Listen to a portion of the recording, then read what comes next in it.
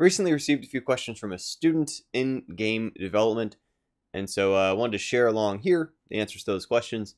First question's only 4 questions here. First question was, what do you feel is the greatest challenge to professionals in this field? And we had specific context of this field was referring to indie game development more so than, say, studio career track in game development. And in that case, then the huge disparity, the biggest challenge facing new people to the field is a complete mismatch between recognizing the difference between doing the craft of building a game and running a business. Now, there's this really important distinction here. And as I've mentioned maybe some other videos, it really is a lot like comparable to playing a guitar. In terms of it's difficult to do, takes a lot of practice and feedback in order to do it well, but there's still a whole different tier of work to be done in order to translate from just doing it, which many people can do, into turning it into a primary career. That for many people, making indie games commercially, today they're either former AAA game developers or they've been doing indie games or personal projects for a very long time, building up a network, building up experience, building up a former code base to build off of, and so on. For the most part, what's happening is something other than their own IP is their primary source of income during that time. They're doing contract work, freelance gigs, kind of they have a day job maybe they're teaching, maybe they are finding research grants, maybe they're partnering with outside platform holders like VR. Any number of these things are ways that people keep themselves afloat while they work on their game their way until they cross that threshold. And again, this is, as Jared Huntley brought up at our GameDev Biz series of talks, it was a lot like basically indie musicians who, while they're playing gigs with their band, they're still also finding some other way to not bank on that yet as being their sole source of revenue. People who tend to jump in and go full indie, as it said, if they're doing it prematurely without any other source of plan for income, or they're really committing 100% of their time to just making their game and then banking on it coming out, they almost always flame out within a year or two, having released 0 to 2 games, at no point having actually released something that actually got them enough momentum to build off of, and then they quit. And it's unfortunate, and that's frustrating. It takes a large amount of momentum, skill, network, business acumen, as well as some extra luck for all these things to kind of pick up and take off into a sustainable indie studio. What are some of the reasons this challenges arise? That's question number 2. What are some reasons this challenge arises? And the huge cause is really survivorship, selection bias in the small number of titles that we see when we're browsing app stores, when we're looking at Steam, when we're hearing about games and reviews and so on, is that even there, even the games that aren't doing strong there, relative to ones at the top there, are still tiers and tiers and tiers above most of what's going on from people who are, still at the learning phase.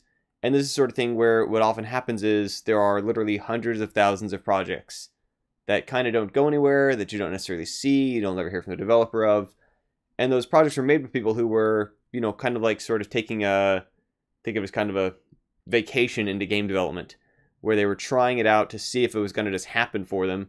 And it really would be kind of like, if we want to jump from the music metaphor for a second over to sports, it'd be like if someone just kind of decides to try playing baseball for 3-6 months just to see if they become a professional. It's like they're not going to. Like, that's not how anyone got to that level, right? That's going to come from much more substantial push than that. That's not a bad thing per se, unless it's maybe contrary to what a lot of people really want, of course, is they want to be building games, and so that can be an issue. But it really does come down from this bias of the only things we see are results of many, many years experience going into the kind of stuff at that level.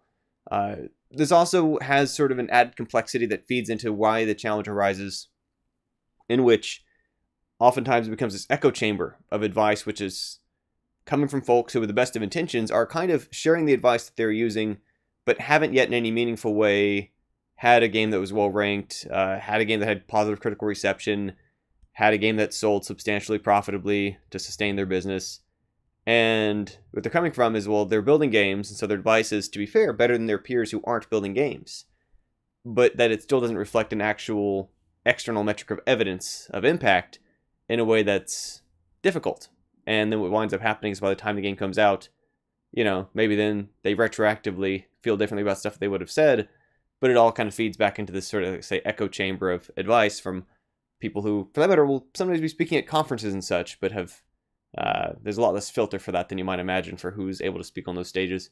And as just someone who helps curate partially what gets said, at least with one conference, having spoken at others and known other speakers, you'd be surprised. You can't give too much credibility to those folks necessarily. You always got to do your homework on what have they actually done, what's their background. As far as advice to give people facing this challenge, this is question number 3 of 4. It really is to just not bank on indie game development being the main source of income near term. It doesn't mean it's impossible. It doesn't mean it can't be done. It doesn't mean it shouldn't be done. It means that near term, if you're being realistic, it's not going to come from just selling the game, most likely. There will always be exceptions out there, but those are exceptions.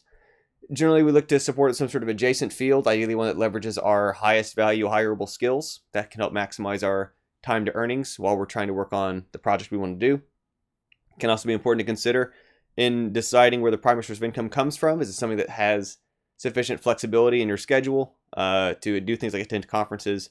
Does it leave over enough energy so you don't come home feeling so drained that you can't do the things you mean to do in your own project? Does it include maybe retaining your own ownership rights in an important way? There's somewhere, depending on the state that you're in, certain employers can and will place restrictions on.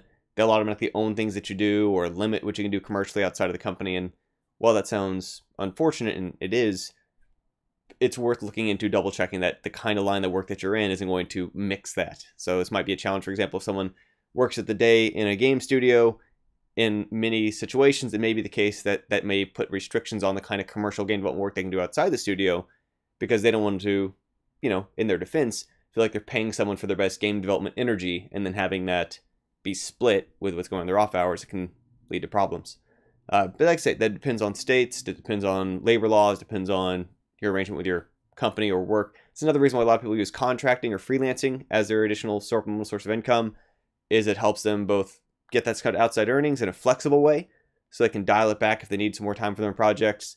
And also in the case of freelance or contract, there's virtually never any sort of ownership agreement beyond the scope of that project implied by it's not like an employer-employee relationship in a contracting kind of situation. I do encourage attending GDC or other networking conferences, and I realize that's not financially in everyone's immediate reach, but that's something that, however you can, proactively go on your way to meet, network people. That might mean applying to be a volunteer. I've met a lot of good people who are CAs. Might mean finding ways to try to network your way into connections with people who need someone to help cover their booth.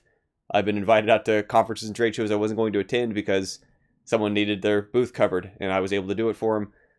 Various kind of ways you can look at splitting. Hostel costs can be reasonably affordable when split. There's more affordable but less convenient or less fast ways of travel. All these kind of things can be looked at for just how can we make it work, because they really can in the long run have an impact on opportunities, on reach, on the kind of sometimes just the reality checks we get from the other people who are there based on the battle scars that they've been through. So that can make a big difference. And speaking of which, actively seeking out instead of the natural things to avoid criticism and so on. But it really does help to actively seek out at those conferences people who are kind of frank, people who will not just sort of sugarcoat things, who aren't just trying to hype it or pump it, but will actually be kind of like I'm doing here, not to sound like a downer, but just to be people who are very reality facing in terms of here's what the obstacles are, here's the difficulties, now let's logistically figure out what we can do with that. Is a different conversation than, rah, it's all so great and so easy. And maybe another part of that, it's also part of the value of that kind of networking, whether it's digital or non-digital. I mean, again, while I encourage physical conferences, digital can make up for certain kind of difference. I've met a lot of great people digitally only. That's something that to get past the idea you have to do it all yourself or doesn't count, right? This is something that holds a lot of people back. It was one of the episodes I wrote for the extra credits stuff maybe last year, had to do with this mistaken impression that someone feels like it only counts if they do it all themselves. Your friends or your family are impressed if you do it without any help. Customers don't care. Customers want the best thing that can be produced. And that means that they care about how much it's going to come out better if there's 4 or 5 people involved and one specialized on art, one specialized on level design, rather than one person trying to wear all those hats, which is kind of a stunt, but not necessarily that appreciated by them any more than you're not going to buy a CD of a one-man band. What is one thing a professional in our field can do to be proactive regarding this challenge? And this is going to sound like a cop-out answer, but it really isn't. It really is a pretty important one, is potentially trying to figure out, can you navigate your way towards spending some time at a larger, more established studio? And this can sound contrary to Well, the whole point idea was indie game development. But like I say, a lot of people today who are doing indie game development successfully have some prior track record, having spent some time, at least briefly, in a AAA studio. That helps expose them to what the development processes are like at that scale, what goes into networking efforts and conversations at that scale. Not that they're the same for a small studio. I mean, it's going to be much more guerrilla marketing, much less, press blasts and that kind of stuff. But it just builds in a different kind of, like I say, exposure to what that means at that level, which is very different from sort of what it might seem like if you're just kind of moonlighting, kicking something around at your own pace. They've got deadlines and they find ways to stick to it and work with it and keep a schedule, and that's what has to happen to do these things at a commercially viable level. It's helpful to see that. Additionally, of course, it's good for networking in terms of lots of people come in and out of those sort of studios because of the high turnover rate. So in a narrower window of time, you can meet a lot of people and a lot of connections who wind up elsewhere. Part of how that happens. And then additionally, it's while it seems like dumb and not a great reason to prioritize doing it, but in reality it helps. It absolutely has a legitimizing sort of factor in terms of when people look into your background and people, press, potential collaborators, potential investors, whatever, having got past the filter of working at a certain place, those letters on a resume, those company names have weight just as much as university credentials might. And so those can also open up doors. And like I say, it's not like you'd never want to strategically try to make a place as a stepping stone, but it's to say, maybe find a way to see if you could give it a try, see if it's a fit for what you're after, see if you're enjoying it, and if nothing else, gain a lot from that experience, and perhaps you might find you like it. There are people who find that that is a better fit for their lifestyle, their risk tolerance, their financial plans for their future, for their family, or for their objectives. And so, it's not like it has to be night and day, one or the other. I know plenty of other people who actually, they go kind of to and from indie and AAA or studio grade life. So those are not as vastly incompatible as they might seem from the consumer end. Oftentimes that's the same human beings kind of drifting to and fro as their lives take them down various paths. So that's the thoughts. I will say as one last bit to this, it was kind of added as a note, one of my 4 questions I answer, is to always be careful and cautious and wary of advice from even a few years ago, that oftentimes these things change very rapidly. These things shift tremendously in terms of talking like which platforms to put on, how those platforms work, which genres are hot, which art styles are, even look like a few years at a game that had a certain art style does not mean that art style is going to work today. And because of the lag effect of development, that often means that by the time something's even released on a device, if you then started doing something that exact same way that just came out, it may already be too late by the time your thing's done. Things are constantly shifting. We're chasing a moving target. That's why as indie game developers, we have to learn how to be agile and highly responsive, predictive.